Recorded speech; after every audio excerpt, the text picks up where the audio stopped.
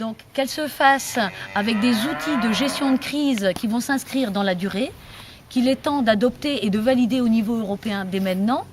Ça veut dire un outil comme le PRM, donc le programme de responsabilisation des marchés, qui a été mis en place par l'EMB, dont on fait partie.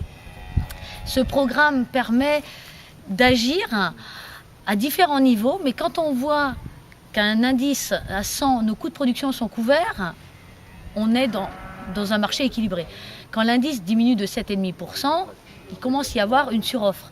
Quand on descend de 15%, on rentre dans une réduction volontaire. Mais à 25%, c'est réduction obligatoire.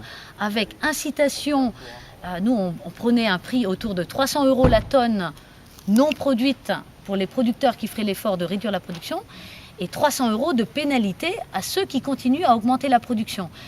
C'est aujourd'hui ce qui manque dans le programme européen où il n'y a pas cette pénalité pour les producteurs qui continuent à produire. Et c'est ça qui fait que la crise ne sera pas réglée malgré les 150 millions d'euros qui vont être dépensés et tous les programmes qui vont être mis par chaque État membre. On sait que le Danemark parle de primes à l'abattage. La Hollande, on voit c'est Friesland, donc c'est bien la coopérative qui a les moyens de payer pour réduire la production. Si elle a les moyens, pourquoi nos coopératives ne l'ont pas? Et ça ne sera pas suffisant. Eux, ils ont leur problème de phosphate. L'enveloppe va être épongée sans que les problèmes ne soient résolus. La production va peut-être diminuer, mais les prix ne seront pas au rendez-vous et pas tout de suite, quoi. Donc au final, les quotas, c'est pas si mal. Au final, c'était quand même mieux que chaque État membre puisse les réguler.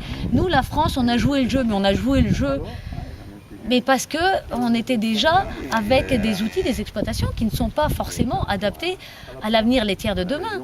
Aujourd'hui, en France, qui peut se permettre de tenir aujourd'hui? Ce sont les exploitations qui ont tout amorti. Je suis désolée, en France, 200 000, 300 000, on tient. On peut tenir, on a souvent peut-être même une réserve qui s'épuise, mais c'est pas l'avenir. Nos jeunes, ils ont envie de s'organiser, et s'organiser, ça peut vouloir dire regrouper deux fermes en même temps, donc ça veut dire des investissements, et ces investissements, il faut les payer, et c'est uniquement par le prix du litre de lait qu'on doit les payer. Nous, c'est des prix, pas des primes. On ne veut pas des subventions à ceci, cela, on veut une logique, et que ça soit un partenariat gagnant-gagnant avec nos industriels.